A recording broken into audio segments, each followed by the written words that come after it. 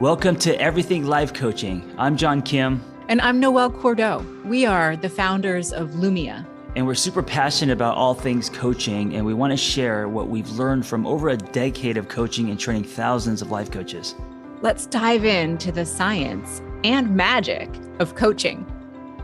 On this episode, Noelle and I are going to give you some soil. We're going to talk about what it means to invest in yourself as a coach. Oh, yeah. This is a great topic. Yeah. And I always find such deep and wonderful irony talking about what coaches need and what they need to invest in themselves and their craft, because the business of coaching is helping others invest in themselves and their time and their lives. And so coaches know better than anyone else that long-term goal accomplishment requires an ongoing commitment to self. Yes, but also I think we get so busy in helping other people, we drop the ball when it comes to ourselves. Oh, yeah. This is something that I have learned over some long, hard years. How about you? I know that with you, because you're such a giver, you forget about yourself a lot. And so I think self-care for you has been, I think, more of a struggle than for me, because I use a lot of eyes in my senses and I'm selfish. Well, I think about myself all the time.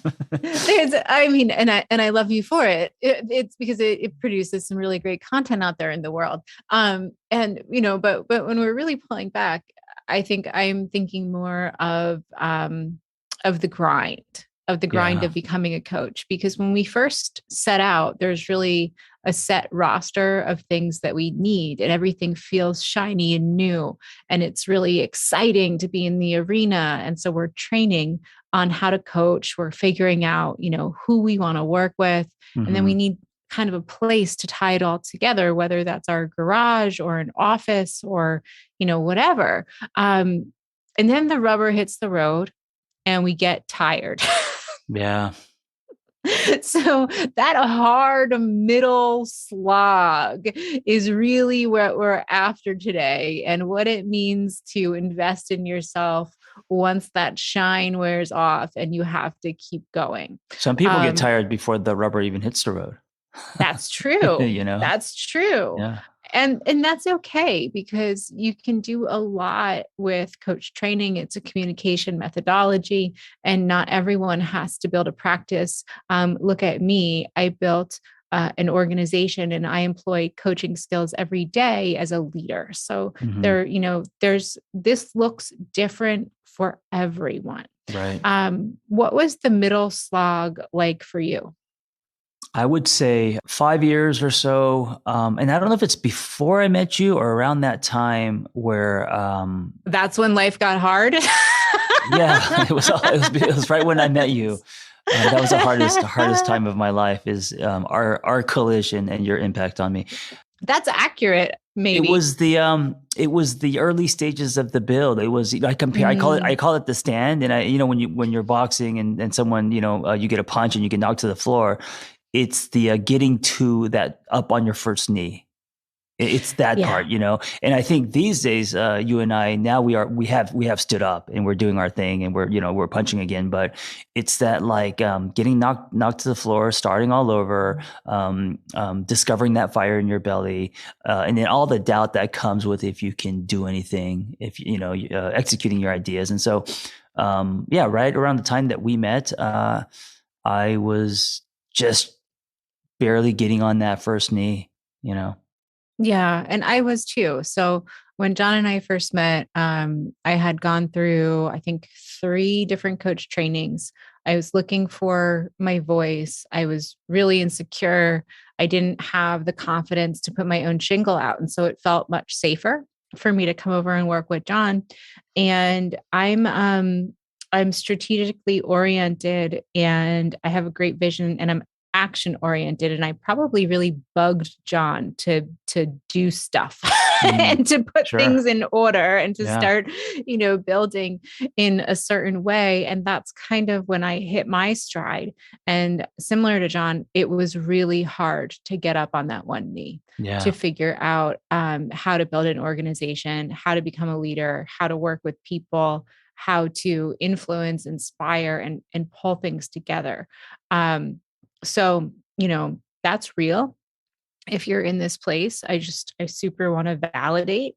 And no matter what your path is like, whether you're someone like John who's building a brand with content and a voice, or you're somebody like me who is bringing coaching into an organizational space, you're going to need to continually invest in yourself and your brand and your business, even if it's not your business, and yourself, so that you can get to that position of standing.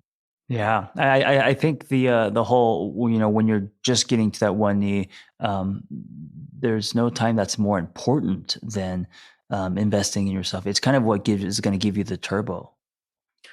Absolutely. Yeah. So, for me, it comes down to three areas: education, or I won't say education because education's a formal term, but learning. So Hmm. Hmm. learning, practicing, and then finally really tending to yourself as a whole person. So let's tackle these. John, what were some of the most important pieces of learning that were vital for you to develop? Yeah. So, and I love that you switched that from education to learning. I don't know, for some reason, it just learning feels so much more relatable, softer, less intimidating. But this is because I wasn't a school person. But for me, learning for me didn't come actually in the classroom. It wasn't, the masters going back to school at 35. Learning for me came working with teenagers in nonprofit for 5 years. I mean, Mm, it was that's the trenches. It was taking them grocery shopping, learning about TC and therapeutic community, learning about addiction and why these kids either wanted to be me or fight me, and the whole, that's where I got the whole fatherless nation, fire in my belly. And to me, that was rich learning for me, was those 5 years. And then also taking all of that and then applying it to myself and working on myself as well. mm, awesome. And, I think for me, I genuinely love coaching technique, theory, framework. Hmm. It's like intellectual candy for me. And so those pieces of education, going out into the world, studying under, experts that I looked up to, like Caroline Miller, um, taking on certification programs so that I could deeply understand the frameworks of human evolution and change. That those were some of the pieces for me that were really vital. Yeah. And then I had to switch gears and do the same thing with the world of business and entrepreneurship, both on an individual scale and on an organizational scale. And that was the biggest hurdle for me because I had a really limiting belief for a really long time that because I struggled with math as a kid, that I would never be effective in the world of quote unquote business. Mm. By the way, your candy is my vegetables. I know, Yeah. but that's why we hang out together, right? Yeah. It's like peanut butter and jelly. And for you, math was difficult. For me, it was English. It was There actually you worse. go. Yeah. Ironic. And how beautiful that I run a business and you're a writer. Yeah, I know. It's interesting. Right. And so maybe that's the lesson with learning, is to not be afraid to take on your kryptonite Hmm. and really get in there to deepen your knowledge. And I think that with learning, something that can't be overlooked is the community of practitioners that you surround yourself with. Yeah. because it doesn't have to be formal. Reading a book counts. Joining a LinkedIn group or a social media resource, joining an organization like ours that has thousands of coaches to partner with, to learn from, to play in the sandbox with. There's so much cool stuff out there. Yeah. Who you follow on social, Mm-hmm. that can be learning, following stories. Yeah. Absolutely. Yeah. And then you have to apply it. So that takes us to, practicing your craft. What was this like for you? This was the fun part, practice. It was me answering questions online, meeting people at coffee shops. The practice was um, going to running retreats. It was just getting out and actually playing. It was recess. What was the best retreat you ever took place in as a coach? So I've done some quote unquote bougie retreats where I got hired and got paid a lot of money, and it comes with the massages and all of that stuff and exotic locations. But my favorite was just running a simple retreat in Joshua Tree. And Mm. it was something that I created myself, and it was just literally an Airbnb house, about 15, 20 people, campfire, and it felt very just kind of my whole thing with casual over clinical, and with you instead of at you. And since that was the tone, we didn't need jet skis and fancy massages. We just kind of the fireside chats and getting to know each other. That it really resonated with me, and I realized that retreats were less about the shine and more about the human connection. Awesome. There's something that she said that's really important in there. And this can only be earned through practice, is that you realized something. You realized Yeah, that what was important about a retreat was the human connection. And now going forward, I can't imagine you'd run anything under your own brand that didn't have that ingredient. it gets to the point, right? It goes to the soul, the source, the meat and potatoes, the nectar of the human exchange. More so when you have jet skis and all these. Not that that's bad, but I think that can also sometimes be a distraction. Yeah, and you have to learn what you're doing. So Hmm. for me, in my practice as a coach, my practice as a coach has two sides to it. I have a very small word of mouth practice where I Hmm. work with maybe two, three clients at a time, and in that, I had to learn stuff like quarterly taxes that I have to pay. I had to learn, how to set up a sequence, a system for my Hmm. clients to work through using all of the knowledge I had gained through my educational practices. And then on the business side of things, I had to learn so many things. And I think the most important thing that I had to learn was to outsource aspects of the business that I couldn't do myself, like copywriting, Yeah. having an accountant do taxes, having people who know what they're doing do social media, and to really free yourself up to work on the things that only you can do. Yeah, I think you and I both know this. It's always going to be the power of your team, not you. Oh, yeah. Oh, The yeah. team you put together is what's going to really, um, yeah, it's everything. And even as a solo entrepreneur, having your team might look like, your accountability buddy Hmm. that you talk to keep going and keep growing. Your team might look like your local accountant. It might Yeah, look like a graphic designer who helps you with your logo and a website. Those are your team. right. And so finding those relationships again is central. Your team can also be your neighborhood coffee shop and your gym you go to. It can be your yoga community. That can be a part of your team. Absolutely. Yeah. I found a neighborhood coffee shop finally, and I'm so happy. Noelle's It's dream in life is to be a barista. So yes. yeah, One day yeah. I will work in a coffee shop. It will be so great. People think I'm being sarcastic, but it's actually true. That's one It's of true. yeah, it's true. It's super true. I got really excited when John was thinking about you were thinking about your own retreat space. And I think one of the first things I asked was, will there be a coffee counter? Right. Can That you can work I do at. that? So, and that, I think leads beautifully into our last point, which is, really thinking about yourself as a whole person, Hmm. because coaches aren't superheroes. Our clients think we are, but we are human.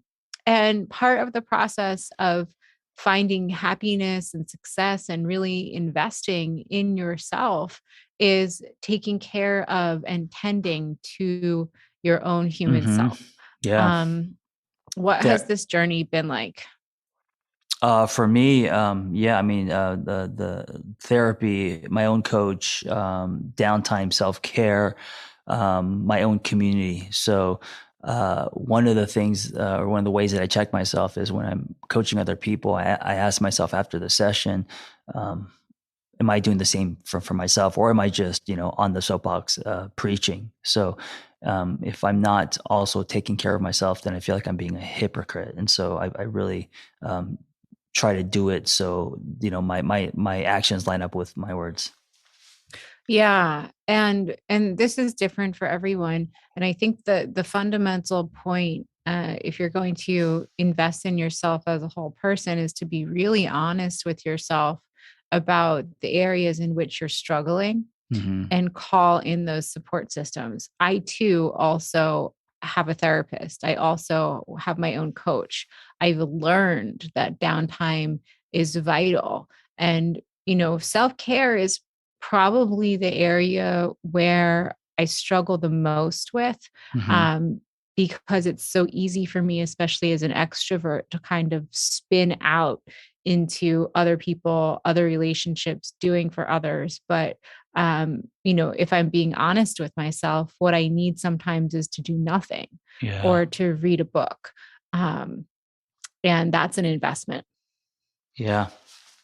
I think it's a great place to end. I think it's a great reminder. Absolutely. So, folks, we like to kind of turn the ideas of traditional investment on their head. And so, thinking about your own learning, your own practice, and what you need as a person will give you maybe some journaling clues to really sit down and think about. We have a new year ahead of us. We're in year 3 of a pandemic. How are you going to invest in yourself to perhaps not level up as a coach, but to thrive exactly where you are? Yeah. And also remember, it's not just about energy and you getting filled up. It's also about wisdom, because when you invest in yourself, you're on that journey of self-learning, and then you're bringing more wisdom to the table when you're coaching other people. Yes. Great reminder. Thank you so much, John. Yeah, thank you. All right, Noelle, go take care of yourself. Go invest in yourself, as I will as well. I will. That looks like a donut for me. What does it look like for you today? I think I'm going to snuggle George the dog. Oh, nice. All right, thank you for listening. Be well, guys. Thanks for listening to Everything Life Coaching. If you're feeling the draw to become a coach, head to lumiacoaching.com/everything. Explore a new career that brings fulfillment, gives you a true sense of purpose, and a bold community to do it with. Lumia is ready to equip you with the tools, training, and community you will need to reach your goals. If you're ready to build a unique coaching business on your own terms while making an impact on the world at large, Lumia is the next bold step in your coaching journey. That's lumiacoaching.com/everything. And hey, if you're waiting for a sign, this is it.